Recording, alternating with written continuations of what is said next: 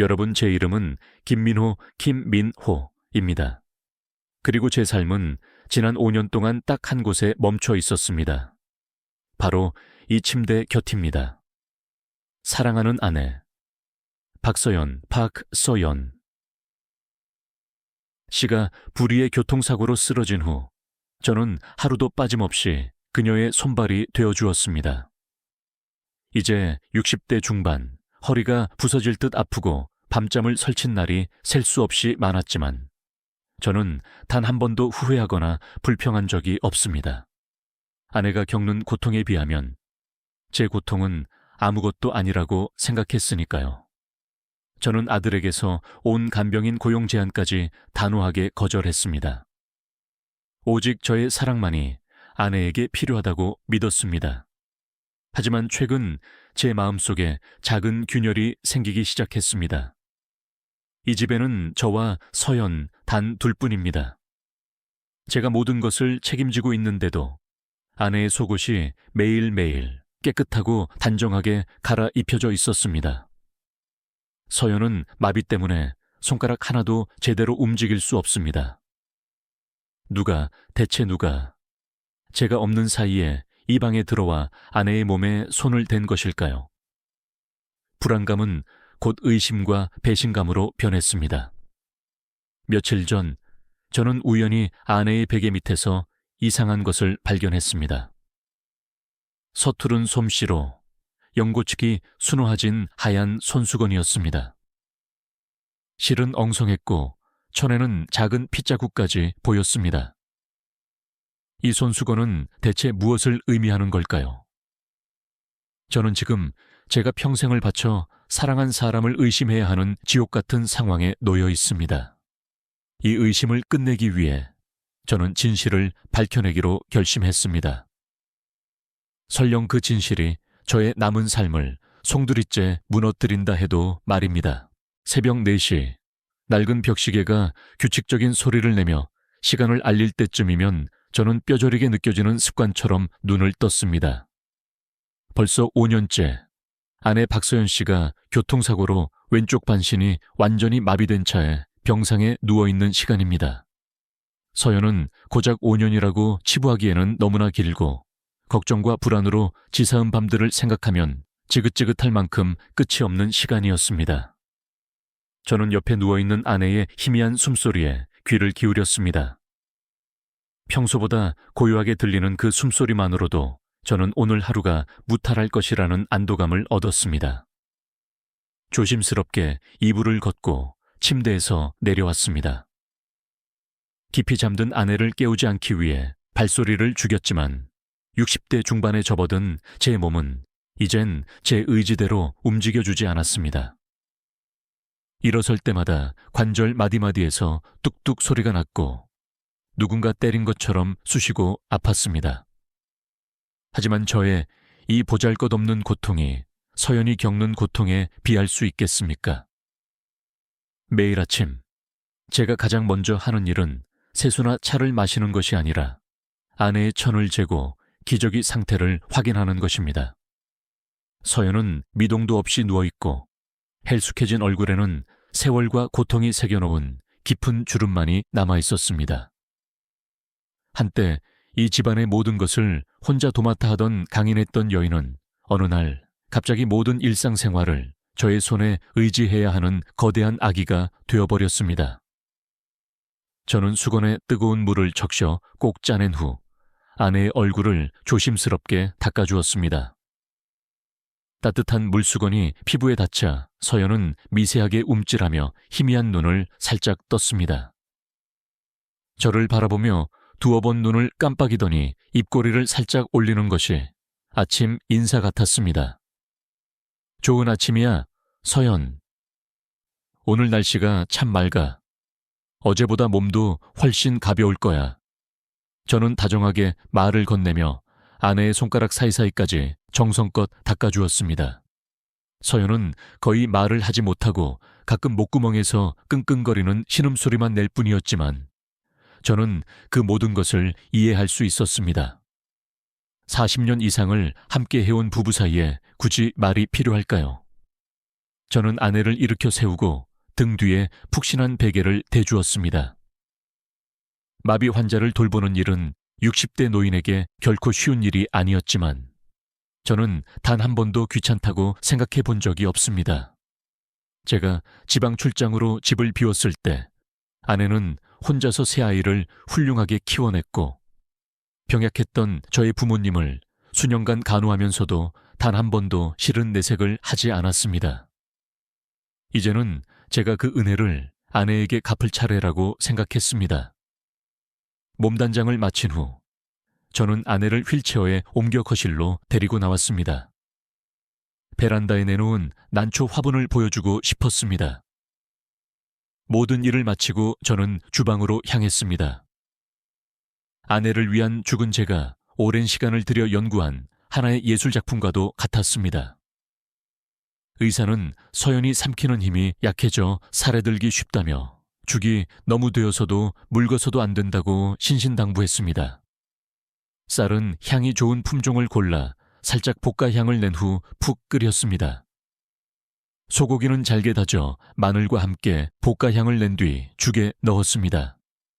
채소는 매일 호박, 당근, 시금치 등을 번갈아 가며 모두 곱게 갈아서 넣었습니다. 죽의 간을 맞추고 있는데 전화벨이 울렸습니다. 오사카에 사는 큰아들 현우였습니다. 아버지, 아침 식사는 하셨어요? 수화기 너머로 아들의 걱정스러운 목소리가 들려왔습니다. 응, 지금 엄마 죽 끓이는 중이다. 웬일이니 이런 아침 일찍 전화를 다 하고. 네, 출근하기 전에 전화 드렸어요. 아버지, 저번에 말씀드린 거 생각해 보셨어요? 전문 간병인을 고용해서 어머니를 돌보게 하고 싶어요. 아버지도 연세 있으시고 고혈압도 있으신데 매일 그렇게 잠 못 주무시고 고생하시는 게 저희는 너무 걱정돼요. 돈 걱정은 하지 마세요. 저희 삶 형제가 알아서 할게요. 저는 한숨을 쉬며 뭉근하게 끓는 죽을 저었습니다. 현우가 이 이야기를 꺼낸 것은 처음이 아니었습니다. 딸과 둘째 아들도 마찬가지였습니다. 집에 올 때마다 사람을 쓰라고 잔소리를 했습니다. 자식들의 효심이 깊다는 것을 알고 있습니다. 아버지를 걱정하는 마음도 이해합니다. 하지만 늙은이의 속마음을 어찌다 이해할 수 있겠습니까? 내가 말했잖니. 아직 내가 걸을 수 있고 힘이 남아있는 한 엄마는 내 손으로 돌볼 거라고. 남들은 돈 때문에 하는 일이지만 나는 사랑으로 하는 거다. 엄마는 생각이 많고 상처받기 쉬워서 남이 몸에 손대는 걸 싫어할 거다. 이 얘기는 그만하자. 죽이 끓어 넘치겠다. 저는 수화기를 내려놓았습니다. 마음이 조금 무거웠습니다. 자식들의 걱정이 당연하다는 것은 알고 있습니다. 날씨가 궂은 날은 허리가 끊어질 듯 아파 아내를 부축하여 화장실에 가는 것조차 힘들 때가 있었습니다. 아내가 열이 났던 밤은 한숨도 자지 못하고 아침이 되어서야 비틀거리기도 했습니다.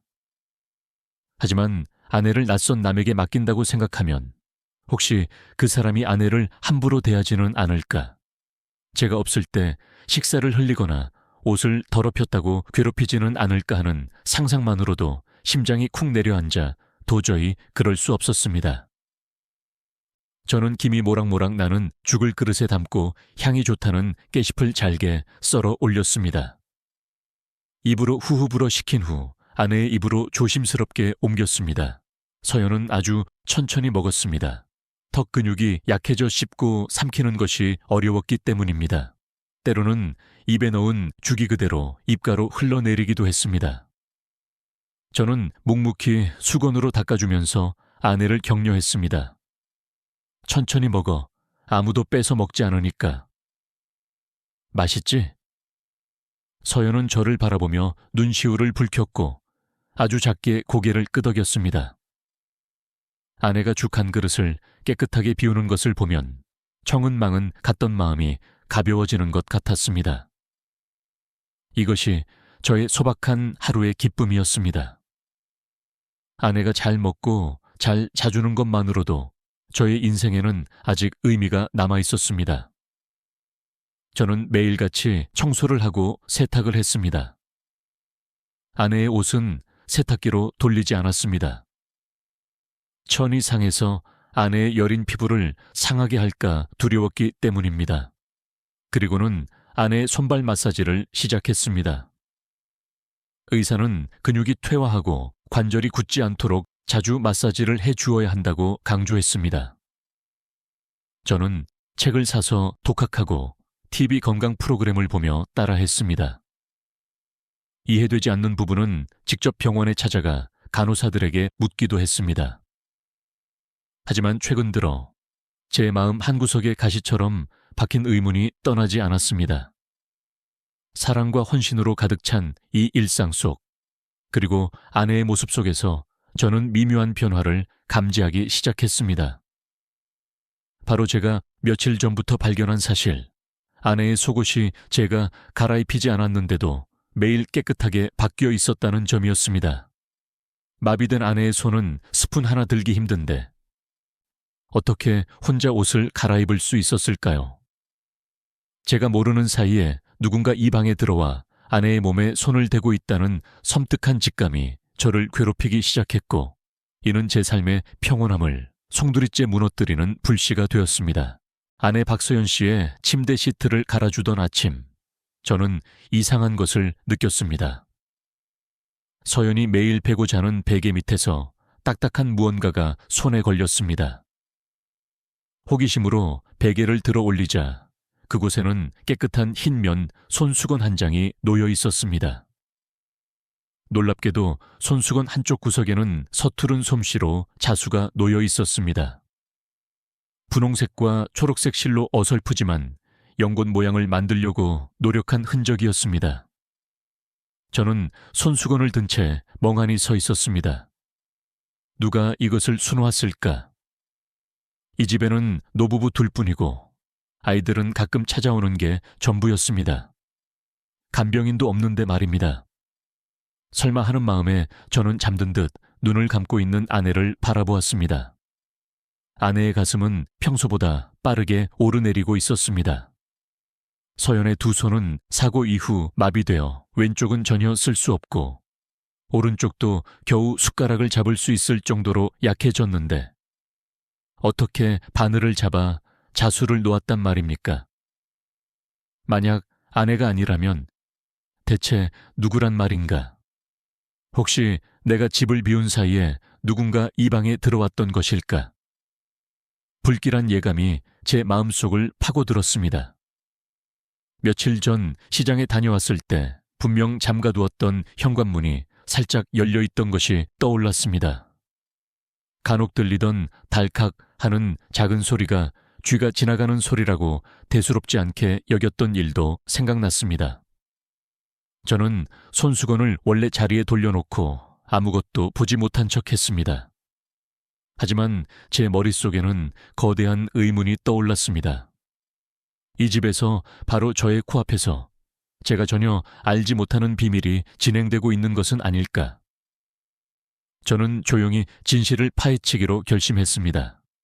한 가정의 가장으로서의 본능이 깨어났습니다. 저는 서연을, 그리고 이 작은 안식처를 어떠한 위험으로부터도 지켜내야만 했습니다. 60대 노인의 탐정놀이가 시작된 것입니다. 그 순화진 손수건은 무거운 돌처럼 제 마음을 짓눌렀습니다. 그날 하루 종일 저는 안절부절 못했습니다. 설거지를 하다가 젓가락을 떨어뜨렸고 차를 따르다가 물이 넘치는 것도 깨닫지 못했습니다. 저의 모든 감각은 아내가 누워있는 침대, 그리고 그 비밀이 숨겨진 베개에만 쏠려 있었습니다. 저는 틈만 나면 다시 확인해볼 구실을 찾았습니다. 아내에게 물을 먹여주면서 곁눈질로 아내의 두 손을 유심히 관찰했습니다. 여전히 주름이 자글자글하고 생기 없이 굳어있는 손가락들. 저는 아내의 손을 들어 가볍게 주물러 보았습니다. 근육은 여전히 흐물흐물했고 아무런 저항도 느껴지지 않았습니다. 제가 손을 놓자 아내의 팔은 힘없이 축 늘어졌습니다. 이런 손으로 죽 스푼을 드는 것도 떨면서 다 흘리는데 어떻게 그 작은 바늘을 잡고 자수를 놓았을까요? 기적이 일어난 것일까? 아니면 제가 정말 치매에 걸려 환각을 본 것일까요? 하지만 손수건에 새겨진 그 서투른 자수는 너무나 선명했습니다. 그것은 환각이 아니었습니다. 심지어 아내가 생애 가장 좋아했던 연꽃 자수였습니다. 과거 서연은 자수를 정말 잘 놓았습니다. 그렇다면 다른 사람이 자수를 놓아 아내에게 선물한 것일까요? 하지만 누구란 말인가? 아내의 친구들도 이제 모두 늙어 눈도 몸도 불편한데 누가 찾아온단 말인가? 요즘 아이들은 명품 사기에 바쁜데 누가 이런 촌스러운 손수건을 한 땀 한 땀 수놓는단 말입니까? 저는 호기심과 불안감 속에 아내를 시험해 보기로 했습니다. 오후에 아내에게 사과를 깎아주면서 저는 아무렇지도 않은 척 물었습니다. 오늘 장롱 정리를 하는데 내 옛날 손수건 한 장이 없어진 것 같아. 그 흰색 손수건인데 혹시 어디 있는지 못 봤어? 아니면 내가 깜빡하고 어디 버렸나? 저는 묻는 동시에 곁눈질로 아내의 표정을 살폈습니다. 갈아놓은 사과를 먹던 아내는 제 말의 순간 멈칫했습니다. 아내의 눈동자가 흔들리더니 저의 시선을 피해 창밖으로 고개를 돌렸습니다. 서연은 힘겹게 침을 삼키더니 조용히 고개를 저었습니다. 그 고갯짓이 저를 더욱 의심하게 만들었습니다. 아내는 무언가를 숨기고 있었습니다. 왜 저의 눈을 똑바로 보지 못하는 걸까요? 평생을 함께한 부부, 눈빛만 보아도 무엇을 생각하는지 다 아는데 그 어색한 회피는 분명 무언가 있다는 증거였습니다. 저는 온갖 상상을 하기 시작했습니다. 노인들은 생각이 많아진다고 하지만 한가할 때 하는 상상은 정말 무서운 것이었습니다. TV에서 보던 노인 상대 사기 사건 등이 떠올랐습니다. 혹시 제가 없는 사이에 나쁜 놈이 들어와 아내에게 가짜 약이나 건강식품을 팔아넘기려 하는 것은 아닐까? 하지만 아내는 말을 못하고 돈은 모두 제가 관리하고 있는데 어떻게 사기를 친단 말입니까? 아니면 누군가 이 집을 이용해 몰래 나쁜 짓을 꾸미고 있는 것은 아닐까? 막연한 공포에 저는 극도로 예민해졌습니다. 저는 집안의 사소한 것들까지 신경 쓰기 시작했습니다. 슬리퍼의 위치, 식탁 위 화병, 심지어 주전자 속 물까지. 어느 날 밤 아내가 깊이 잠든 후 저는 조심스럽게 문단 속을 확인하고 다녔습니다. 두꺼운 철제 현관문은 굳게 잠겨 있었습니다. 하지만 베란다 창문의 잠금 장치를 확인했을 때 저는 그 자리에서 얼어붙었습니다. 잠금 장치가 제대로 잠겨 있지 않았습니다. 밖에서 살짝 힘을 주면 창문이 덜컥 열릴 것 같았습니다. 식은땀이 등줄기를 타고 흘러내렸습니다. 저는 분명히 기억하고 있습니다. 잠들기 전 바람이 들어와 아내가 추울까 싶어 창문을 닫고 잠금 장치까지 단단히 걸었습니다. 그런데 왜 지금 이렇게 헐거워져 있는 걸까요? 누가 열었던 것일까? 아니면 제가 정말 늙어 기억이 흐릿해진 것일까? 저는 창가에 멍하니 서서 어둑한 아파트 단지 안을 내려다보았습니다. 바람에 흔들리는 나뭇가지가 기묘한 그림자를 만들며 바닥을 훑고 있었습니다. 불안감이 저를 잠식했습니다. 익숙했던 우리 집이 순식간에 낯설고 위험한 공간으로 변해버린 것 같았습니다. 저는 아내를 돌아보았습니다. 아내는 여전히 깊이 잠들어 있었고 그 얼굴은 이상하리만치 평온해 보였습니다. 아내는 저 창문 잠금 장치에 대해 알고 있는 것일까? 아니면 아내 또한 말 못할 비밀 침입자의 희생자인 것일까? 그날 밤 저는 거의 한숨도 자지 못했습니다. 더 이상 앉아서 기다릴 수만은 없었습니다. 반드시 진실을 밝혀내야 했습니다. 저의 탐정 계획은 생활 패턴을 바꾸는 것부터 시작되었습니다. 평소 저는 아침 8시에 아내 서연의 식사를 준비한 후 장바구니를 들고 시장으로 향했습니다. 신선한 채소와 생선을 고르다 보면 1시간에서 1시간 반 정도가 순식간에 지나가곤 했습니다. 이 시간이 바로 서연이 하루 중 유일하게 혼자 있는 시간이었습니다. 저는 그날도 평소와 똑같이 자전거를 끌고 집을 나섰습니다. 현관문을 단단히 잠그고 화분에 물을 주던 이웃 초혜 씨 부인호에게 인사를 한 후 유유히 자전거 페달을 밟았습니다. 하지만 저는 곧장 시장으로 가지 않았습니다. 아파트 단지 입구에 있는 낡은 찻집에 들어가 커피 한 잔을 주문하고 단지 입구를 주시했습니다. 이 오래된 아파트는 출입구가 하나뿐이었습니다. 만약 낯선 사람이 우리 집에 온다면 반드시 이곳을 지나야 했습니다. 저는 낡은 코트에 깃을 세우고 앉아 입구에서 눈을 떼지 않았습니다. 수많은 사람이 오갔지만 수상한 사람은 눈에 띄지 않았습니다. 30분 정도를 앉아있자 초조해진 저는 집으로 돌아가기로 했습니다. 내가 과민 반응하는 것일 수도 있다고 자조하며 서둘러 장을 보고 평소보다 1시간 가까이 일찍 집으로 돌아왔습니다. 3층 우리 집 문 앞에 도착한 저는 곧바로 문을 열지 않았습니다. 저는 벽에 몸을 숨기고 문의 귀를 바짝 댔습니다. 심장이 처음 연애하던 때처럼 두근거렸습니다. 조용했습니다. 아무 소리도 들리지 않았습니다. 저는 안도의 한숨을 쉬었습니다. 정말 내가 노망이 들어 헛것을 본 것일까? 열쇠를 구멍에 넣고 돌리려는 순간 안에서 들린 달칵 하는 소리에 제 손은 그대로 굳어버렸습니다. 금속이 부딪히는 지극히 작은 소리였습니다.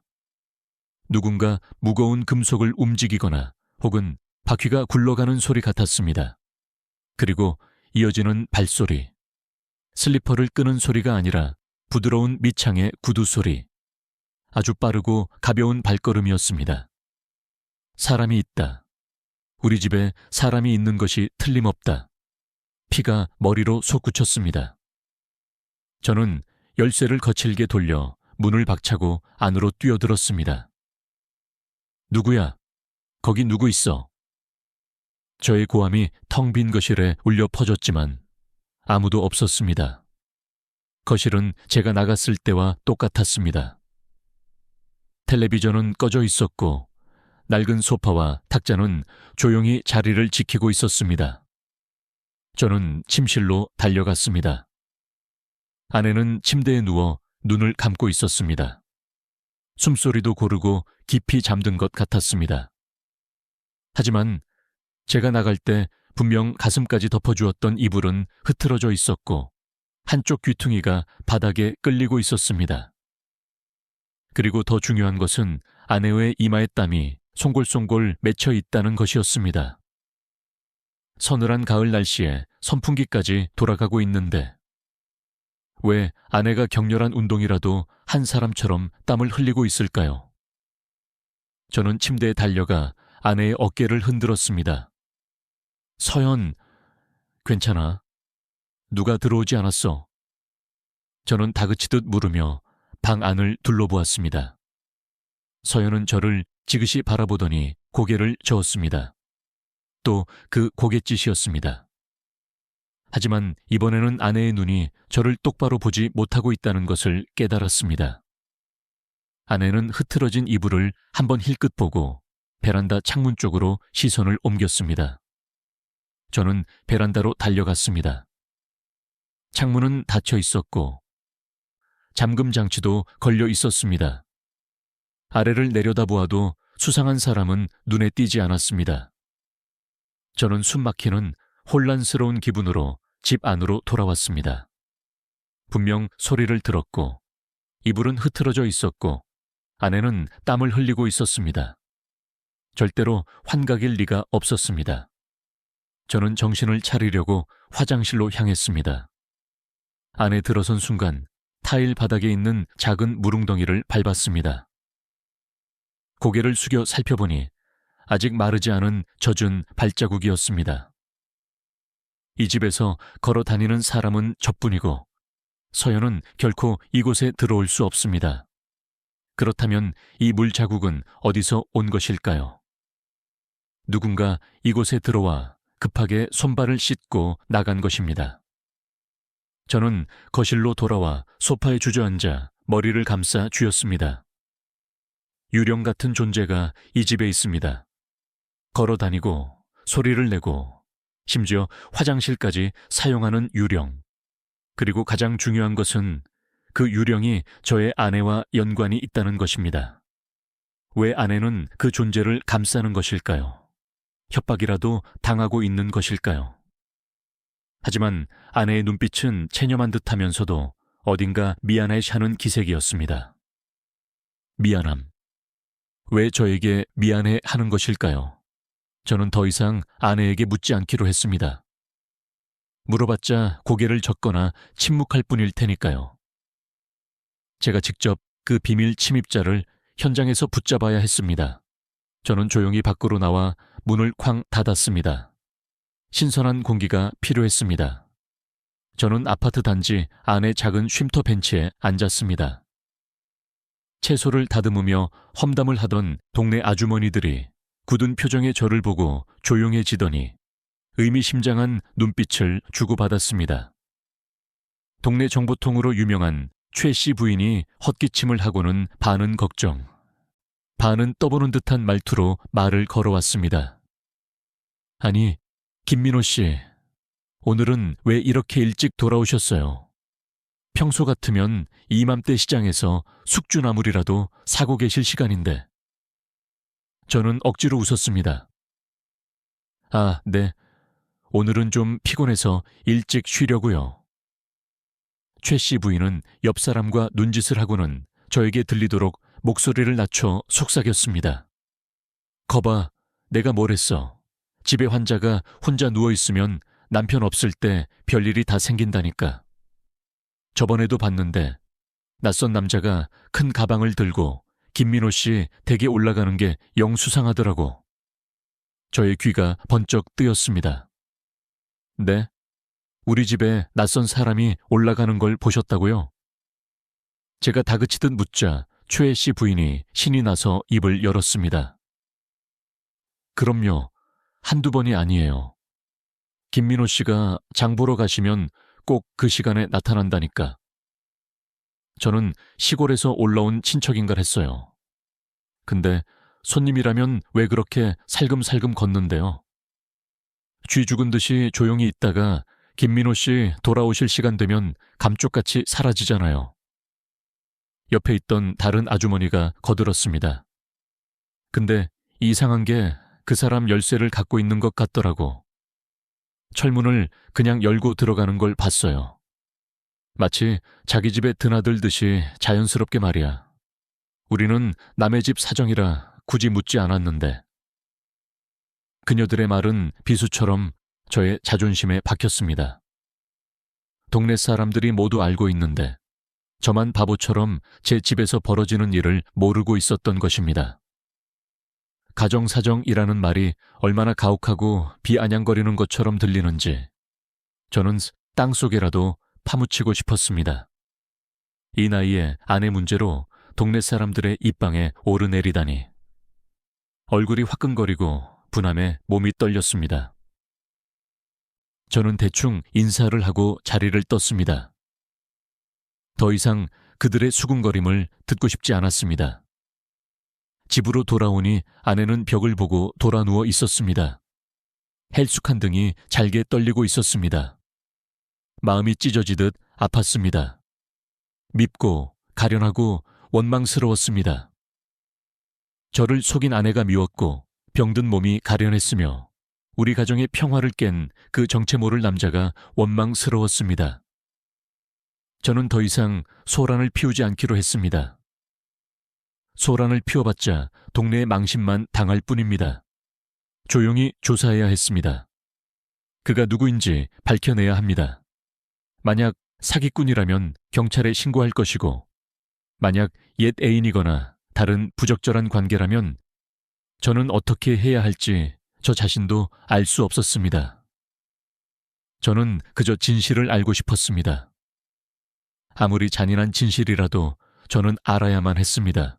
저는 더 이상 이 의심과 고통 속에서 살 수 없다는 것을 깨달았습니다. 모든 것을 명확히 해야만 했습니다. 제가 없는 이 방 안에서 도대체 무슨 일이 벌어지고 있는지 저의 눈으로 직접 확인해야만 했습니다. 오직 적나라한 진실만이 저를 이 지옥 같은 심리 상태에서 해방시켜 줄 수 있을 것 같았습니다. 그리고 바로 그날 아침, 아내 서연의 머리를 빗겨주던 저의 머릿속에 대담한 계획 하나가 떠올랐습니다. 어쩌면 우리 부부의 신뢰를 무너뜨릴지도 모르는 가슴 아프지만 실행해야 할 계획이었습니다. 서연아, 저는 빗질을 멈추고 헛기침을 했습니다. 이번 주말에 부산 본가에서 종친회와 조상제사가 있잖아.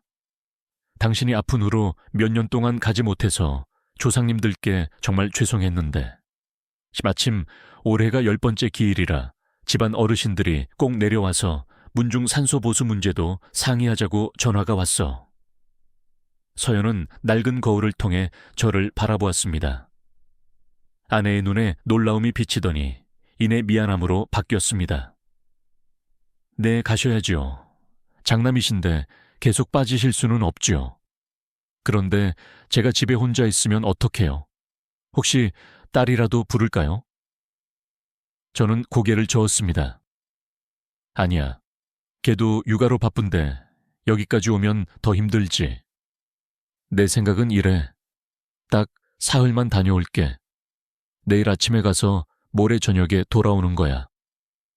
내가 미리 죽이랑 반찬을 다 만들어 냉장고에 넣어둘 테니 당신은 며칠 동안 데워서만 먹어줘. 그리고 목욕이랑 뒤치다거리는 이웃 초혜 씨, 부인 월에게 부탁해서 낮과 밤에 와서 잠깐씩 도와달라고 할게. 그분 힘도 세고 친절하잖아. 내가 미리 얘기해뒀더니 흔쾌히 알았다고 했어. 사실 저는 최 씨 부인에게 아무런 부탁도 하지 않았습니다.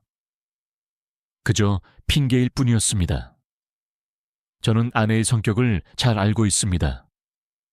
서연은 남에게 폐 끼치는 것을 극도로 싫어하고 특히 이런 민감한 문제는 더욱 그럴 것입니다.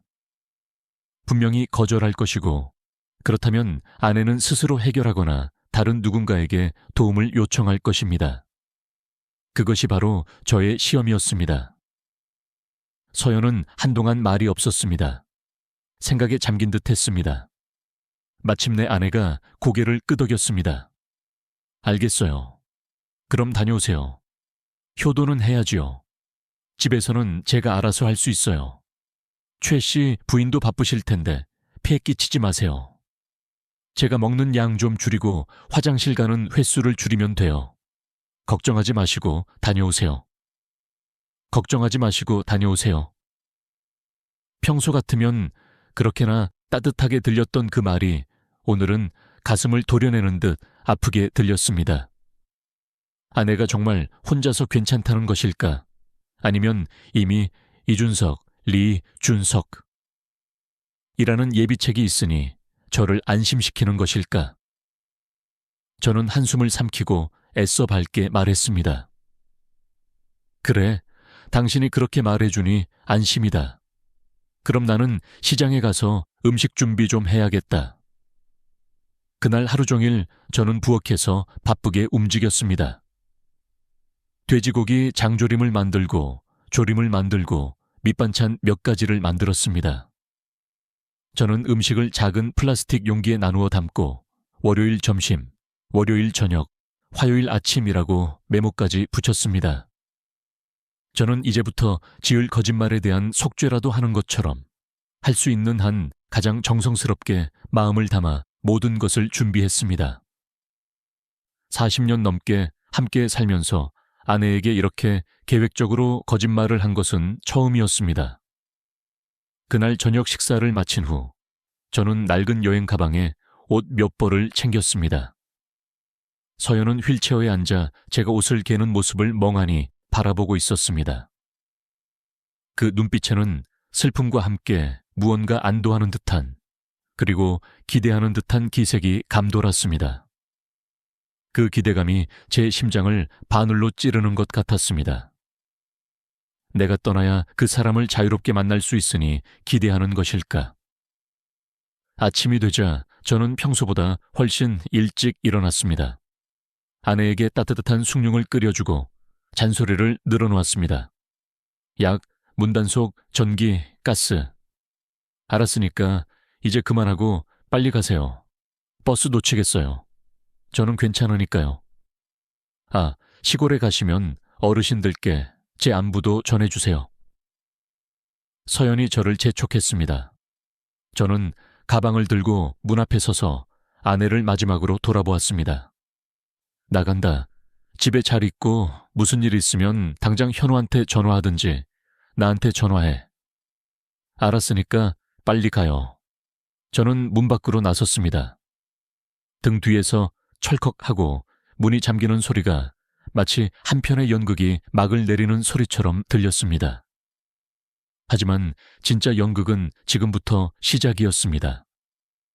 저는 알려주었던 버스 터미널로 가지 않았습니다. 저는 곧장 맞은편 B동 아파트로 향했습니다. B동에는 저의 장기 친구인 정우, 규충워 씨가 살고 있었습니다. 정우 씨는 아내와 사별하고 아이들은 모두 해외에 나가 있어서 넓은 집에서 혼자 살고 있었습니다. 지난주 한번 놀러 오라고 했었지만 제가 아내 간병 때문에 갈 수 없었습니다. 오늘은 제가 뻔뻔하게 신세를 지러 온 것입니다. 정우 씨는 가방을 든 저를 보고 깜짝 놀랐습니다. 아니, 김민호 자네, 웬일이야? 그 꼴은 또 뭐야? 사모님하고 싸우고 쫓겨난 건가? 저는 쓴웃음을 지으며 친구를 집 안으로 끌고 들어가 문을 닫았습니다. 그런 소리 마. 지금 우리 집 화장실 천장에서 물이 새서 공사 중이야. 먼지랑 소음 때문에 난리도 아니야. 마누라는 며칠 딸네 집에 가 있고 나는 걔네 집이 불편해서 자네한테 신세 좀 지러 왔네. 며칠만 재워주면 내가 자네 심심하지 않게 장기 상대 해줄게. 저는 적당한 이유를 둘러댔습니다. 다행히 외로웠던 정우 씨는 친구가 온다는 말에 의심 없이 펄쩍 뛰며 좋아했습니다. 뭐야, 그런 거였어? 한 달이라도 있다 가게. 집도 넓고. 잘 왔네. 잘 왔어. 저는 곧바로 우리 집이 정면으로 보이는 작은 방을 골랐습니다. 나는 이 방이 좋겠네. 창문도 크고 우리 집 공사하는 모습도 잘 보이겠어. 그렇게 관측소가 설치되었습니다. 저는 가방에서 쌍안경을 꺼내 들었습니다. 며칠 전 비상금으로 몰래 사두었던 개미 한 마리까지 선명하게 보인다는 고성능 쌍안경이었습니다. 정우 씨가 장기를 두자고 했지만 저는 몇 판 적당히 상대해주고는 피곤하다는 핑계로 방에 들어왔습니다. 저는 방의 문을 잠그고 의자를 창가에 바짝 붙여 앉아 전투 태세에 들어갔습니다. 이제 이곳에서는 쌍안경을 통해 우리 집 거실과 침실 일부가 아주 선명하게 보였습니다. 오늘따라 아내는 두꺼운 커튼 대신 얇은 레이스 커튼만 쳐놓았습니다. 오전 9시, 여전히 조용했습니다. 초조함 속에 저는 심장이 터질 듯한 기다림을 시작했습니다. 저는 아내 박수연 씨에게 소가 이웃집 창가에 숨어 저의 집을 들여다보는 비참한 신세가 되었습니다. 의자에 앉아 쌍안경에 눈을 고정한 채 얼마나 많은 시간이 흘렀을까. 초조함과 분노가 뒤섞여 온몸이 땀으로 축축해졌습니다. 오전 9시 30분 침묵을 깨고 서연이 낡은 휴대전화를 집어드는 것이 보였습니다. 마비된 손가락으로 힘겹게 버튼을 누르는 모습이 느린 영상처럼 느껴졌습니다. 누군가에게 전화를 걸어 남편이 집을 비웠으니 어서 오라는 신호를 보내는 것이 분명했습니다. 얼마 지나지 않아 단지 입구에 익숙한 오토바이 소리가 들렸습니다.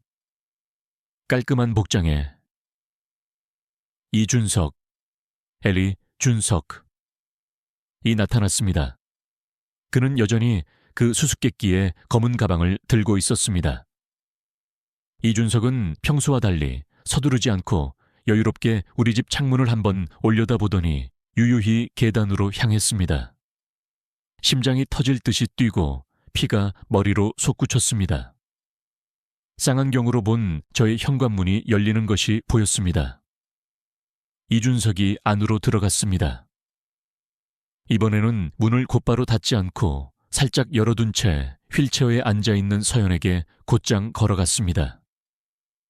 저는 눈을 깜빡이는 것조차 잊은 차에 그 모습을 지켜보았습니다. 이준석이 허리를 숙여 서연에게 무언가를 속삭였습니다. 그러자 아내가 환하게 웃었습니다. 제가 지난 5년간 단 한 번도 보지 못했던 너무나 밝고 순수한 미소였습니다. 그 미소는 저의 가슴을 칼로 찌르는 듯한 고통을 안겨주었습니다. 저 남자와 나눈 대화에 저런 미소를 보이다니. 질투심과 배신감이 저를 압도했습니다. 그리고 이준석이 가방을 열었습니다. 저는 그가 돈이나 선물을 꺼낼 줄 알았습니다. 하지만 그는 갈색 약병과 오일 뭉치를 꺼냈습니다.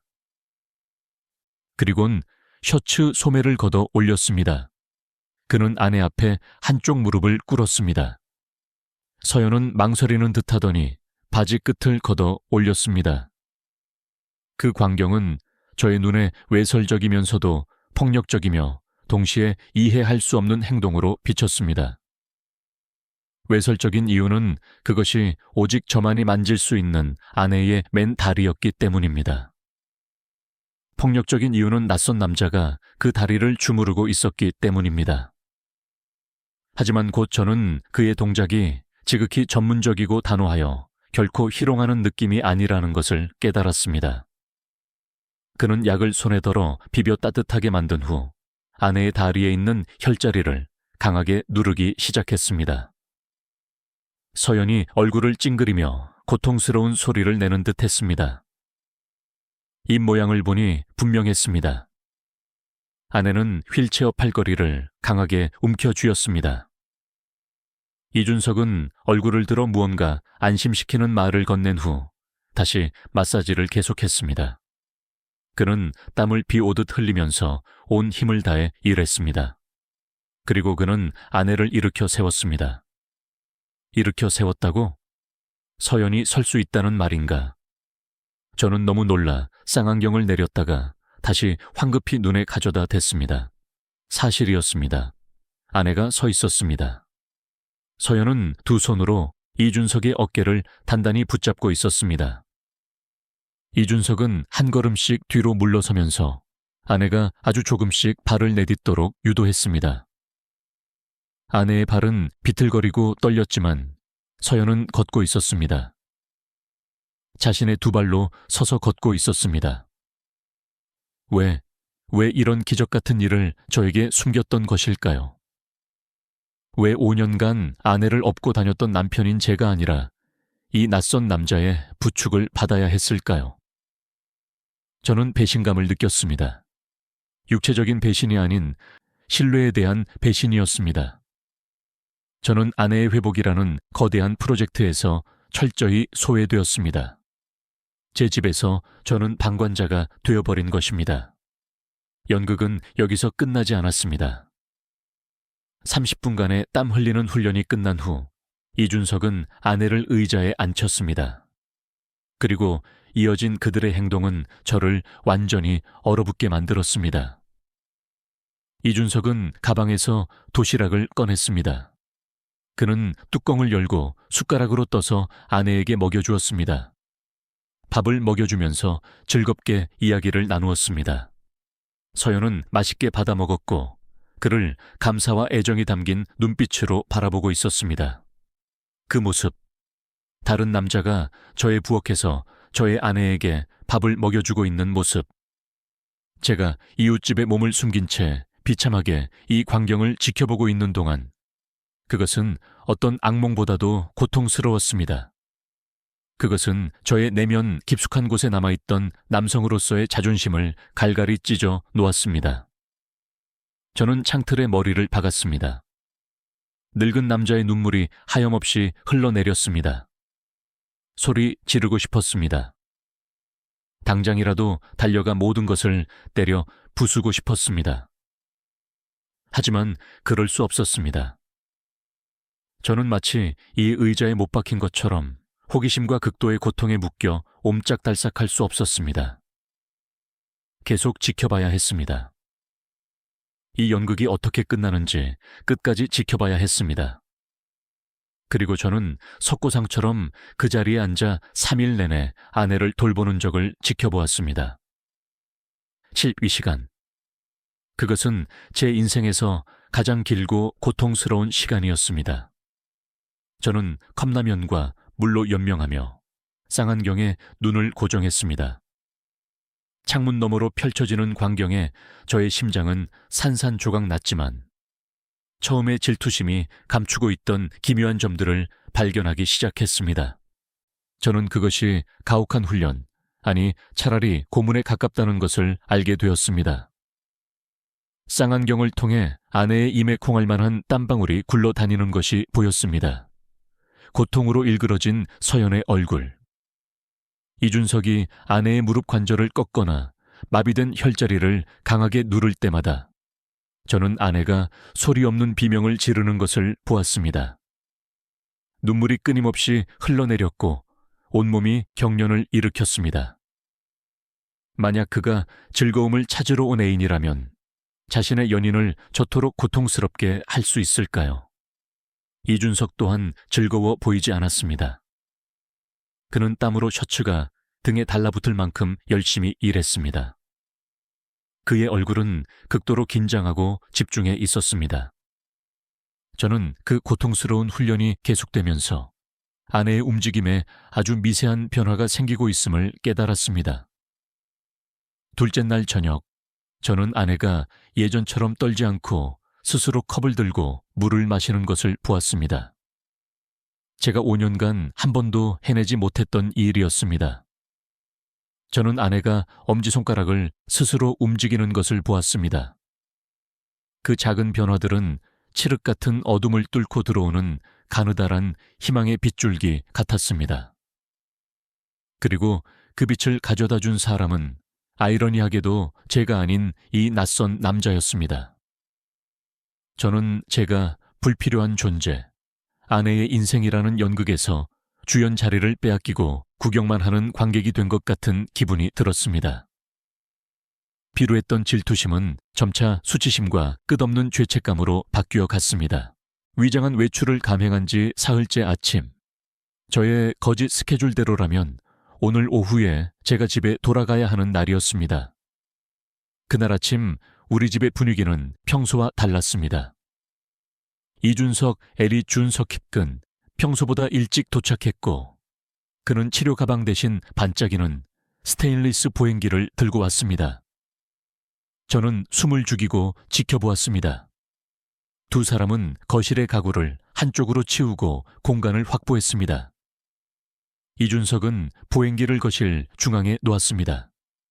그는 서연을 부축해 일으켜 세우고 서연의 두 손을 보행기의 손잡이 위에 올려놓게 했습니다.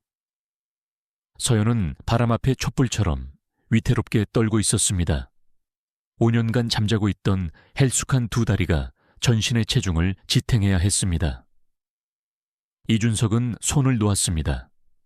그는 한 걸음 뒤로 물러서서 서연에게 앞으로 걸으라는 손짓을 했습니다. 쌍안경 너머로 서연의 눈에 깃든 공포가 선명하게 보였습니다. 서연은 자신의 발을 내려다보고 다시 이준석을 올려다보았습니다. 이준석이 입모양으로 구령을 외쳤습니다. 하나 둘 셋, 서연이 깊게 숨을 들이마셨습니다.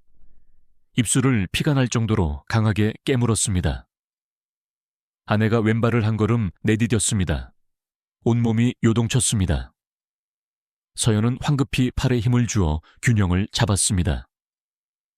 이준석은 달려가 부축하지 않았습니다. 그는 팔짱을 낀 채 격려가 담긴 눈빛으로 지켜보고 있었습니다. 서연이 다시 오른발을 내디뎠습니다. 2걸음, 3걸음. 저는 저의 눈을 의심했습니다. 저의 아내가 걷고 있었습니다. 거실 안을 스스로 걷고 있었습니다. 비록 그 걸음이 비틀거리고 우스꽝스러웠을지라도 그것은 생명의 부활의 발걸음이었습니다. 눈물이 흘러 쌍안경 렌즈를 흐리게 했습니다. 저는 황급히 눈물을 닦고 다시 그 모습을 바라보았습니다. 이 순간을 저의 심장에 영원히 새기고 싶었습니다. 하지만 4걸음째를 내디디려던 순간 서연의 다리가 풀렸습니다. 아내는 균형을 잃고 바닥으로 넘어졌습니다. 보행기는 멀리 날아갔습니다. 저는 닫힌 방 안에서 비명을 질렀습니다. 이준석이 급히 달려갔지만 그가 부축하기 전에 서연이 손을 내저었습니다. 아내는 2 손으로 바닥을 짚고 스스로 일어나려고 했습니다. 머리는 흐트러졌고 얼굴은 고통으로 붉게 달아올랐습니다. 분명 아팠을 것입니다. 늙은 사람의 뼈는 유리처럼 약한데 저렇게 넘어져 뼈라도 부러지면 어쩌나. 심장이 쿵 내려앉았습니다. 저는 더 이상 아내가 고통스러워하는 것을 보고 있을 수 없었습니다. 하지만 서연은 포기하지 않았습니다. 아내는 소파를 붙잡고 이를 악물고 몸을 일으켰습니다. 땀이 눈물과 섞여 뺨을 타고 흘렀습니다. 아내는 벽에 걸린 젊은 시절에 제가 웃고 있는 결혼 사진을 바라보았습니다. 저는 아내의 입 모양을 읽을 수 있었습니다. 아내는 중얼거리고 있었습니다. 힘내자. 이 사람을 위해서 온 세상이 무너져 내리는 것 같았습니다. 모든 의심과 질투심이 비눗방울처럼 사라졌습니다. 그렇습니다. 이 모든 인내와 비밀, 고통스러운 훈련은 전부 저를 위한 것이었습니다. 아내는 저에게 결혼 40주년 깜짝 선물을 하고 싶었던 것입니다. 그날 휠체어에 앉아있는 것이 아니라 스스로 걸어서 저의 곁에 서고 싶었던 것입니다. 저의 어깨에 놓인 짐을 덜어주고 싶었던 것입니다. 저를 자랑스럽게 만들고 싶었던 것입니다. 그런데 저는 무엇을 했는가? 아내의 순정을 의심하고 도둑처럼 아내를 감시했습니다. 아내가 육체의 고통과 싸우는 동안 저는 비겁하고 추악한 생각에 사로잡혀 숨어 있었습니다. 저는 최악의 남편이었습니다. 저는 더 이상 기다릴 수 없었습니다. 쌍안경을 침대에 내던지고 가방을 움켜쥐었습니다. 당장 집으로 돌아가야 했습니다. 이제 계획 따위는 필요 없었습니다. 저는 그저 아내에게 달려가 아내를 안고 무릎 꿇고 용서를 빌고 그 힘든 걸음을 함께 걷고 싶었습니다. 저는 이웃 정우 씨의 집에서 뛰쳐나왔습니다. 작별 인사도 잊었습니다. 저는 마당을 가로질러 미친 듯이 달렸습니다. 사람들의 놀란 시선 따위는 신경 쓰지 않았습니다. 지금 간다 서연아. 우리 집 문은 살짝 열려 있었습니다. 저는 문을 거칠게 밀치고 안으로 들어섰습니다. 방 안의 모든 것이 멈춘 듯 했습니다. 거실 중앙에서 이준석이 한쪽 무릎을 꿇고 서연을 부축하고 있었습니다. 서연은 바닥에 주저앉아 소파를 붙잡고 있었습니다. 얼굴은 창바이했고 땀이 비 오듯 흘렀습니다.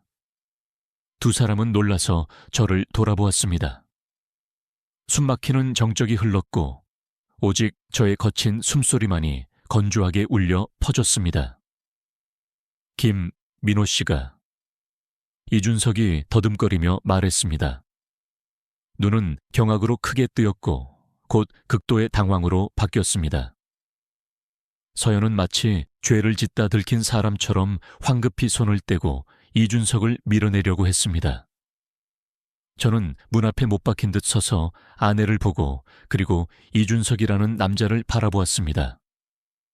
그 순간 제가 그에게 달려들어 주먹을 날리거나 질투심에 소리 지를 것이라 생각했지만 달랐습니다. 이준석의 침착한 얼굴과 고통과 수치심이 뒤섞인 아내의 얼굴을 본 순간 제 속의 분노는 눈 녹듯 사라졌습니다. 대신 목끝까지 차오르는 먹먹함과 애틋함이 느껴졌습니다. 저는 천천히 떨리는 발걸음으로 집 안으로 들어섰습니다.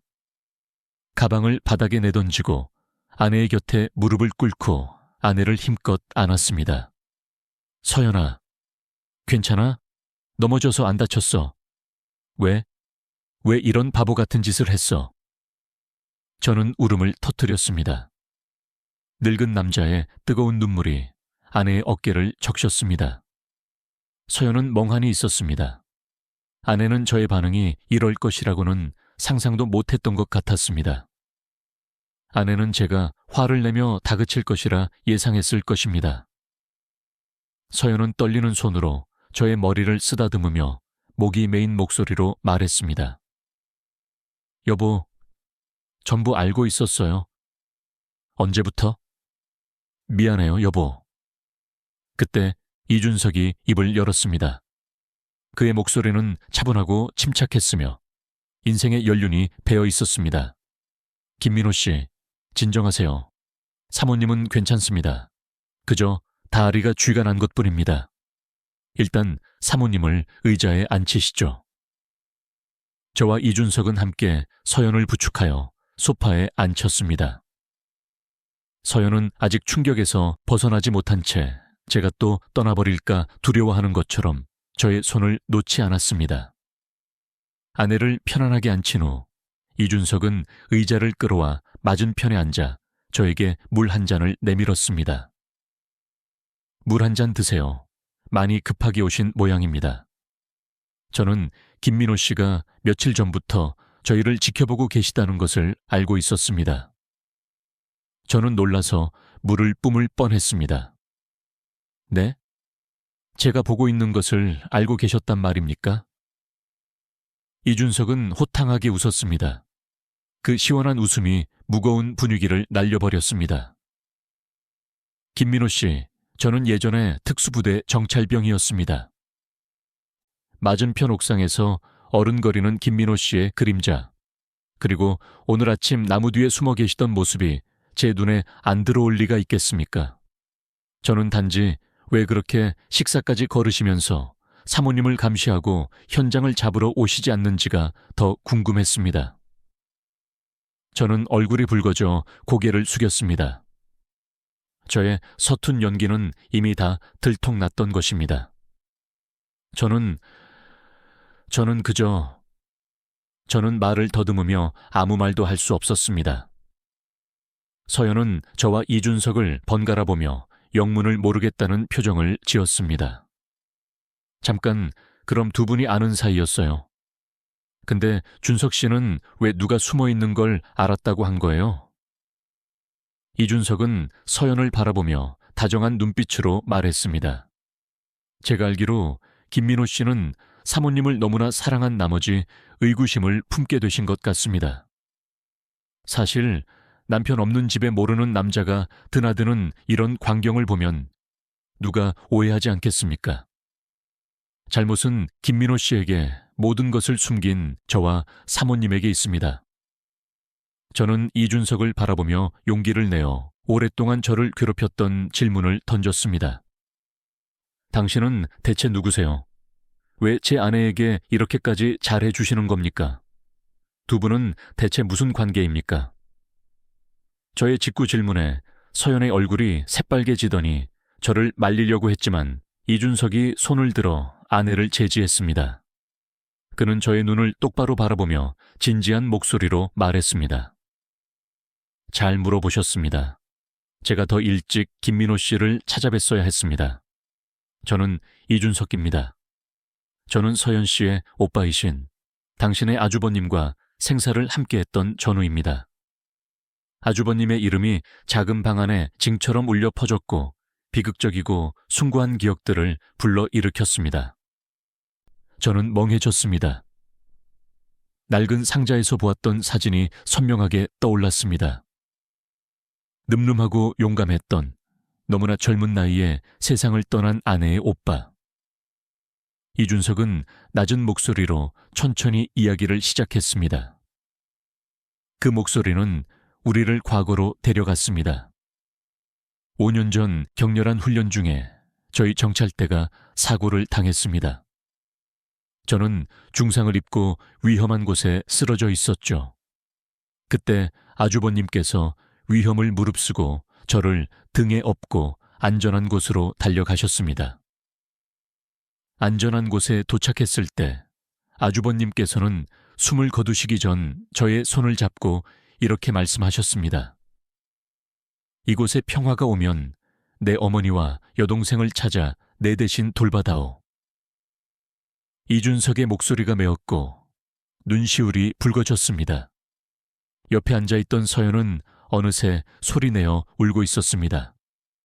저는 평생 아주버님의 은혜를 잊을 수 없었습니다. 저는 의과대학에 진학하여 의사가 되었고 최근에야 수소문 끝에 겨우 서연 씨의 소식을 찾을 수 있었습니다.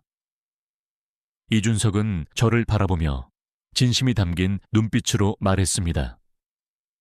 이곳을 찾아와 사모님께서 마비로 고생하시고 김민호 씨께서 연로하신 몸으로 아내분을 헌신적으로 간병하시는 것을 보고 저는 정말 감동했습니다. 그리고 저는 아주버님의 영혼 앞에서 약속했습니다. 어떻게든 아주버님의 여동생을 다시 걷게 하겠다고. 그것이 제가 옛 은혜를 갚을 유일한 길이었습니다. 저는 그 말을 들으면서 가슴이 찢어지는 것 같았습니다. 제가 그토록 의심하고 질투했던 남자가 사실은 은인이자 영웅이었던 것입니다. 그럼 왜 두 분은 저에게 숨겨야만 했습니까? 왜 도둑처럼 몰래 만나야 했습니까? 저는 여전히 풀리지 않은 의문을 물었습니다. 서연이 눈물을 닦고 저의 손을 잡으며 떨리는 목소리로 말했습니다. 제 생각이었어요, 여보. 반년 전 준석 씨가 저를 찾아왔을 때 처음에는 저도 폐를 끼치고 싶지 않아서 거절했어요. 하지만 준석 씨가 이 재활치료는 엄청나게 고통스럽고 무서운 인내가 필요하다고 했어요. 그리고 당신이 제가 아파하는 모습을 보면 마음이 약해져서 치료를 중단시킬까봐 걱정된다고 했어요. 저는 멍해졌습니다. 아내의 말이 맞았습니다.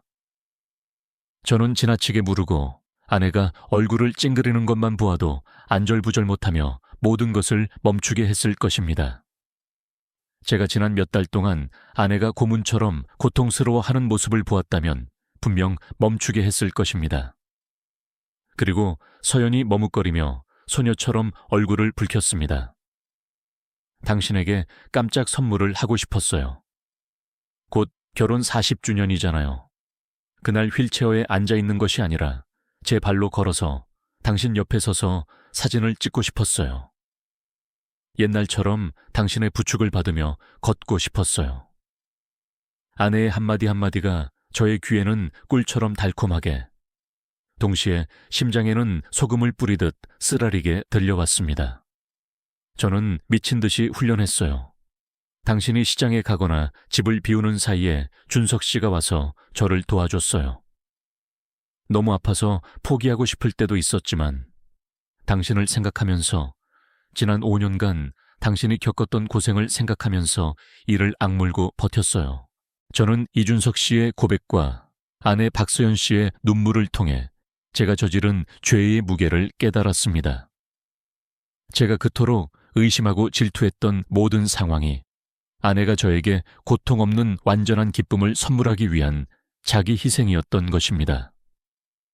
아내가 고통과 싸우며 저에게 티끌 하나 없는 선물을 주기 위해 매 순간을 버티는 동안 저는 비겁한 생각에 사로잡혀 아내를 감시하고 질투했던 것입니다. 저는 무너져 내렸습니다. 아내의 무릎에 얼굴을 묻고 아이처럼 울었습니다. 서연은 저의 머리를 쓰다듬었습니다. 떨리는 손가락이 저의 희끗한 머리칼 사이로 파고들었습니다. 울지 마세요, 여보. 당신은 아무 잘못 없어요. 제가 너무 숨겼으니까요. 하지만 저 성공했어요. 오늘 3걸음이나 걸은 거 보셨죠? 봤어. 전부 봤어. 당신 정말 대단해. 나 내 아내는 정말 대단해. 저는 얼굴을 들고 눈물 너머로 보이는 아내의 밝은 얼굴을 바라보았습니다. 그 순간 저는 사랑이란 서로 돌보고 염려하는 것을 넘어 상대를 이해하고 희생하는 것임을 깨달았습니다. 아내는 저에게 의지와 사랑에 대한 위대한 교훈을 가르쳐 주었습니다. 저는 이준석 씨를 바라보며 진심을 담아 말했습니다. 이준석 씨, 아니 준석 동생. 제가 정말 어리석었습니다. 당신을 오해했습니다. 제가 당신과 아내에 대해 나쁜 생각을 품었습니다. 죄송하다는 말로 다 할 수 없습니다. 제가 정말 한심한 사람입니다. 저는 무릎을 꿇고 사죄하려 했지만 이준석 씨가 황급히 저를 일으켜 세우고 어깨를 토닥였습니다. 김민호 씨, 그러지 마세요. 질투하는 것은 당연합니다. 사모님을 그만큼 사랑하시기 때문 아닙니까? 저는 김민호 씨가 사모님을 돌보는 모습을 보며 김민호 씨야말로 최고의 남편이라고 생각했습니다. 하늘에 있는 아주버님도 여동생이 김민호 씨 같은 분과 결혼했다는 것을 알고 기뻐하실 겁니다. 이준석 씨는 이어서 말했습니다. 서연 씨는 정말 의지가 강합니다. 현대의학이 포기한 환자가 많지만 인간의 의지야말로 가장 강력한 약입니다. 사모님은 기적을 만들어내셨습니다. 이제 김민호 씨가 사모님과 함께 훈련하셔야 합니다. 저도 이젠 연로해서 계속 부축해드릴 힘이 없습니다. 남편이 직접 이끌어주는 것이 사모님의 동기부여에도 더 좋을 겁니다. 서연이 웃었습니다. 뺨이 소녀처럼 발갛게 물들었습니다. 작은 방은 웃음소리와 행복의 눈물로 가득 찼습니다. 이준석 씨가 돌아간 후 집 안에는 부부만의 시간이 찾아왔습니다. 이제 더 이상 어둡고 무거운 공기는 없었습니다. 새로운 생기가 집안 구석구석을 채우는 듯 했습니다. 저는 아내를 침대에 눕혀주었습니다. 아내가 눈을 감고 쉬는 모습을 보니 베개 밑에 두었던 그 수수께끼에 손수건이 떠올랐습니다. 이제 모든 것이 밝혀졌습니다. 더 이상 손수건에 대한 의심이나 두려움은 없었습니다. 대신 호기심과 감동이 밀려왔습니다.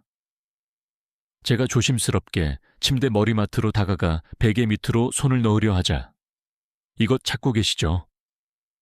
서연의 목소리에 저는 깜짝 놀랐습니다. 아내는 어느새 눈을 뜨고 저를 보며 미소 짓고 있었습니다. 저는 머쓱하게 손을 뺐습니다. 제 손에는 자수가 놓인 흰 손수건이 쥐어져 있었습니다. 며칠 전부터 베개 밑이 좀 불룩하길래 당신이 직접 수놓은 거였어. 서연이 가볍게 고개를 끄덕이며 손수건을 달라는 손짓을 했습니다. 아내는 두 손으로 그것을 받아 보물처럼 소중히 들었습니다. 이리 와서 앉아봐요. 제가 얘기해 드릴게요. 저는 침대 가장자리에 걸터 앉았습니다. 서연은 손수건을 무릎 위에 펼쳐놓고 서투른 자수를 쓰다듬었습니다. 우리 옛날에 연애할 때 제가 당신에게 뭘 선물했는지 기억해요? 기억하지? 어떻게 있겠어? 배꽃이 수놓인 손수건이었잖아. 그때 당신 자수 솜씨가 정말 좋아서 다들 보고 감탄했었지. 내가 그걸 가슴 주머니에 부적처럼 넣고 다녔는데 아쉽게도 정신없이 살다가 잃어버렸었지. 서연의 눈빛이 아련해졌습니다. 네, 그 손수건에 제 첫사랑을 모두 담았었어요. 5년간 병상에 누워 지내면서 다시는 바늘을 잡을 수 없을 거라고 생각했어요. 구석에 먼지 쌓인 보석함을 볼 때마다 눈물이 났죠. 아내는 손수건 위에 연꽃 자수를 손가락으로 가리켰습니다. 하지만 준석 씨가 와서 도와주고 손가락이 조금씩 움직이기 시작하면서 당신에게 다른 손수건 한 장을 수놓아주고 싶었어요. 당신이 잃어버린 손수건 대신, 그리고 곧 다가올 우리 결혼 40주년 선물로요. 저는 그 자수를 자세히 들여다보았습니다. 활짝 핀 분홍색 연꽃과 그 옆에 푸른 연꽃 봉고리. 하지만 실의 굵기는 예전처럼 섬세하고 매끄럽지 못했습니다. 떨리고 끊어지고 어떤 곳은 엉켜서 굳어 있었습니다. 바늘땀은 컸고 구멍은 넓었습니다. 그리고 흰 천 위에는 아주 작은 붉은 핏자국이 묻어 있었습니다. 저는 아내의 왼손을 잡아 살펴보았습니다. 손가락 끝은 바늘에 찔린 자국으로 가득했습니다. 이미 암으로 작은 상처가 된 곳도 있었고 아직 짓물러 있는 곳도 있었습니다. 서연아, 저의 목소리가 갈라졌습니다. 왜 이렇게 몸을 혹사했어? 그 약한 손으로 숟가락 드는 것도 힘든데 어떻게 바늘을 잡았어? 서연이 웃었습니다. 이 빠진 잇몸이 보였지만 세상에서 가장 밝은 미소였습니다. 정말 힘들었어요. 처음에는 바늘을 잡았다 하면 떨어뜨렸죠. 손가락이 굳어서 말을 안 들었어요. 오른손으로 억지로 왼쪽 손가락 사이에 바늘을 끼우고 침대 난간에 기대 고정시켜야 했어요. 바늘을 한번 찌를 때마다 식은땀이 났죠. 당신이 깊이 잠든 밤에는 몰래 휴대폰 불빛을 켜고 연습했어요. 바늘에 찔려도 소리 하나 낼 수 없었어요. 당신이 깰까봐. 저는 칠흑 같은 밤, 아내가 이불 속에서 웅크린 채 그 부자유스러운 손으로 한 땀 한 땀 자수를 놓는 모습을 상상했습니다. 한 땀 한 땀이 엄청난 노력의 결과였고 아내가 담아 보낸 뜨거운 사랑의 고백이었습니다. 하필 왜 연꽃이야? 제가 코맹맹이 소리로 물었습니다. 연꽃은 진흙 속에서 피어나도 진흙에 물들지 않잖아요. 서연이 저를 애틋하게 바라보았습니다. 우리 부부의 인생도 그랬어요. 수많은 가난과 고통을 겪었지만 우리의 사랑은 이 연꽃처럼 늘 깨끗하고 향기로웠잖아요. 당신에게 전하고 싶었어요. 제 몸이 진흙처럼 쇠약해져도 당신을 향한 저의 마음과 사랑은 변함없이 여전히 이렇게 꽃을 피우고 있다는 것을요. 저는 아내를 안고 상처투성이인 아내의 손에 입을 맞추었습니다. 바늘 자국은 더 이상 아프게 느껴지지 않았습니다. 그것은 세상에서 가장 숭고한 흔적이었습니다. 이 손수건은 실패작이 아니었습니다. 이것은 사랑과 굳은 의지가 만들어낸 걸작이었습니다. 서연아, 이것은 내가 평생 받은 선물 중에 가장 아름다운 선물이야. 옛날 그 손수건보다 1000배, 10,000배는 더 아름다워. 내가 소중히 간직할게. 액자에 넣어서 거실에 걸어두고 아이들에게 자랑할 거야. 저는 손수건을 조심스럽게 접어 심장과 가장 가까운 왼쪽 가슴 주머니에 넣었습니다. 따뜻한 온기가 가슴 전체로 퍼져나갔습니다. 그날 밤 며칠 만에 처음으로 우리 부부는 편안하게 잠자리에 들었습니다. 더 이상 불안과 의심, 숨겨진 비밀은 없었습니다. 그저 나란히 누워있는 두 노부부의 평온한 숨소리만이 있었습니다. 그리고 꿈속에서 저는 곧 다가올 결혼 40주년 기념일을 보았습니다. 그곳에서 아내는 고운 한복을 차려입고 연꽃 자수 손수건을 든 채 자신의 두 발로 당당하게 저를 향해 걸어오고 있었습니다. 아이들의 우레와 같은 박수갈채 속에서 그 꿈은 더 이상 멀리 있지 않았습니다. 그것은 바로 오늘부터의 땀과 눈물로 엮어질 현실이었습니다. 이튿날 아침, 저는 평소보다 훨씬 일찍 일어났습니다. 하지만 무거운 마음이 아니라 새로운 에너지가 전신에 솟아오르는 기분이었습니다. 저는 집안의 창문을 모두 활짝 열어젖히고 아침 햇살과 신선한 공기를 맞았습니다. 지난 몇 주 동안 이 집을 짓눌렀던 의심의 공기를 쫓아내기 위해서였습니다. 이준석 씨는 정시에 도착했습니다. 여전히 그 낡은 오토바이와 온화한 미소를 띠고 있었지만 오늘은 더 이상 숨을 필요가 없었습니다. 저는 문 밖까지 나가 그를 맞이했고 멀리서 돌아온 가족을 맞이하듯 반갑게 악수했습니다. 이준석 선생님, 어서 오십시오. 저는 복도에서 눈치를 살피고 있던 이웃 아주머니들에게 들리도록 큰 소리로 말했습니다. 아내와 친구의 명예를 당장이라도 회복시켜주고 싶었기 때문입니다. 오늘의 훈련에는 저라는 조수가 추가되었습니다. 이준석 씨는 아내를 부축하는 올바른 자세, 발바닥의 무게중심, 혈자리를 아프지 않게 누르는 방법 등을 가르쳐 주었습니다. 김민호 씨, 기억하세요. 힘은 안에서 밖으로, 단호하게 하지만 부드럽게, 마른 가지를 구부린다고 상상하십시오. 너무 강하면 부러지고, 너무 약하면 효과가 없습니다. 저는 집중해서 듣고 하나하나 따라했습니다. 아내의 치료 과정에 처음으로 직접 참여해보니 이준석 씨와 아내가 겪었을 고통을 비로소 실감할 수 있었습니다. 15분 만에 저의 등은 땀으로 흠뻑 젖었고 허리는 끊어질 듯 아팠습니다. 그런데 그들은 반년 가까이 이 일을 계속해 왔던 것입니다. 저의 무관심과 의심이 정말 후회되었습니다. 아프지 않아? 저는 아내의 다리를 주무르며 떨리는 목소리로 물었습니다. 서연이 저를 보며 사랑이 가득한 눈빛으로 말했습니다. 당신이 함께 해주니 하나도 안 아파요. 기분만 좋아요. 옆에 서 있던 이준석 씨가 호탕하게 웃었습니다. 허허, 보세요. 정신력이 이렇게 강한 약입니다. 이러다 제가 실직하겠네요. 김민호 씨가 곧 재활치료 전문가가 되겠어요. 작은 집안에 웃음소리가 울려 퍼졌습니다. 이 낡은 벽이 아주 오랜만에 듣는 사치스러운 소리였습니다. 더 이상 침묵과 한숨은 없었습니다. 오직 하나, 둘, 셋, 걸으세요 하는 힘찬 구령과 저의 응원, 그리고 이준석 씨의 호탕한 웃음소리만이 있었습니다. 훈련이 끝난 후 저는 맛있는 차를 끓여 이준석 씨에게 대접했습니다. 저는 그의 손을 잡고 어제는 너무 경황이 없어 말하지 못했던 속 깊은 이야기를 꺼냈습니다.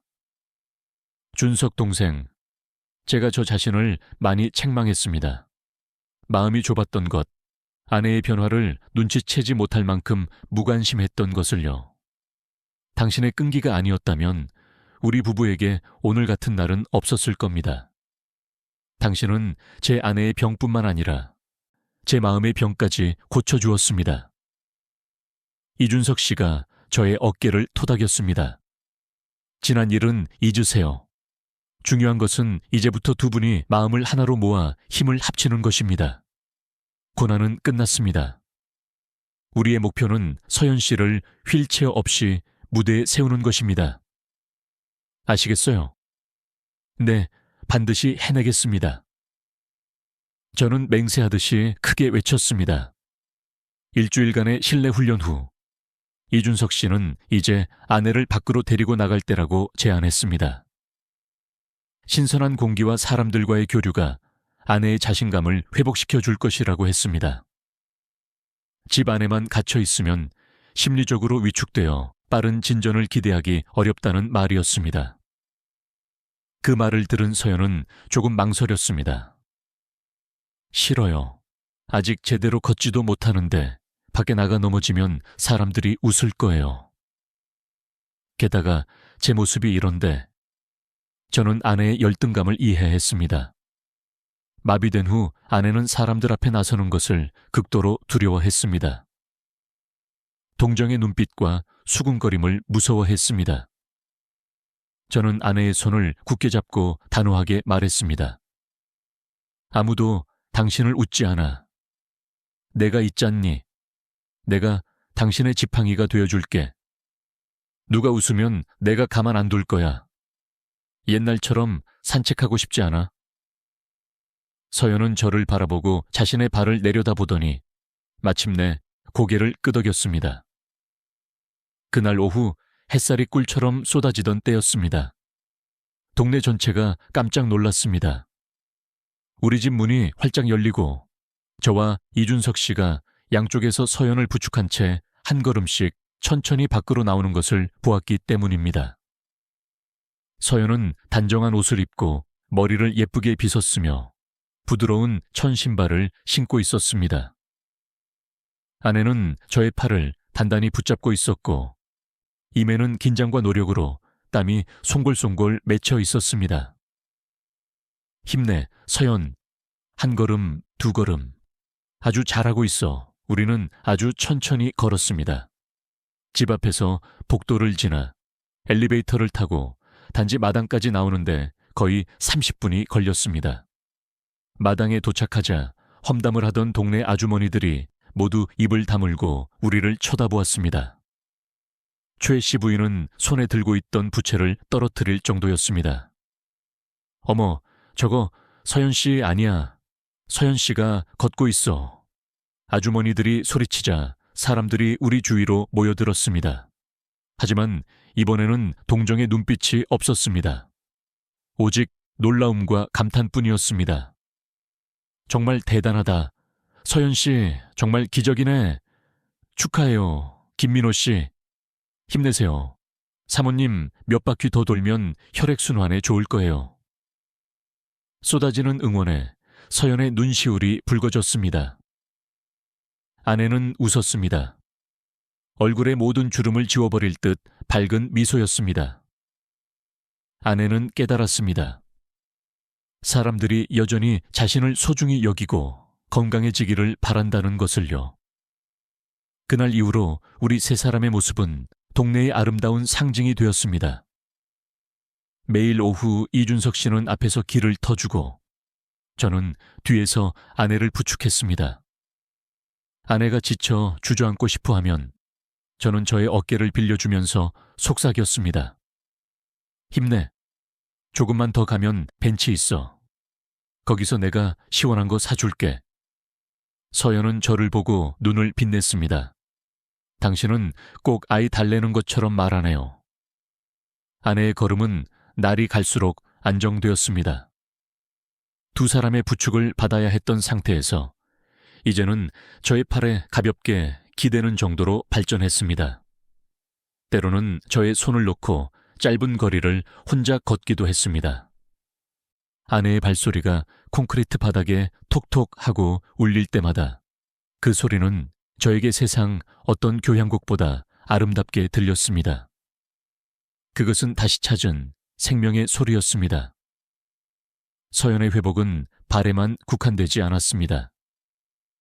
끈기 있게 손수건 자수를 놓고 물건을 잡는 연습을 한 덕분에 손도 훨씬 유연해졌습니다.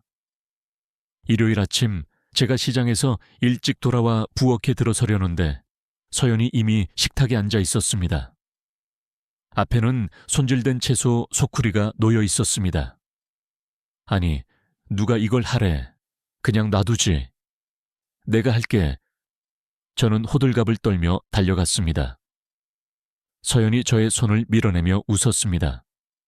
제가 무슨 공주인 줄 아세요? 이준석 선생님이 손가락 운동 많이 해야 한댔어요. 게다가 오늘 저녁은 제가 직접 준비하고 싶어요. 저는 아내의 의지를 따랐지만 여전히 옆에서 지켜보았습니다. 아내가 서투르지만 깔끔하게 채소를 손질하는 모습을 보니 코끝이 찡했습니다. 5년 만이었습니다. 이 부엌에 다시 그 부지런했던 여인의 그림자가 드리운 것은 그날 점심 식사로 저는 두부조림을 만들었습니다. 우리 부부가 가난했던 시절부터 좋아했던 음식이었습니다. 노릇하게 구운 두부에 양념장을 얹어 졸였습니다. 저는 식탁을 차리고 평소처럼 밥을 먹여주는 대신 아내의 손에 젓가락을 쥐어주었습니다. 오늘은 당신 스스로 먹어봐. 할 수 있어. 서연은 젓가락을 잡았습니다. 손이 아직 조금 떨렸습니다. 젓가락이 서로 부딪혀 딸깍딸깍 소리를 냈습니다. 아내는 깊게 숨을 들이마시고 접시 위의 두부에 집중했습니다. 젓가락으로 두부를 집으려 했지만 미끄러운 두부가 도망갔습니다. 아내는 포기하지 않고 다시 시도했습니다. 이번에는 더 강하게 쥐고 천천히 두부를 들어 올렸습니다. 저는 마치 위험한 고개를 보는 것처럼 숨을 죽였습니다. 약 1,000 구운분 단어.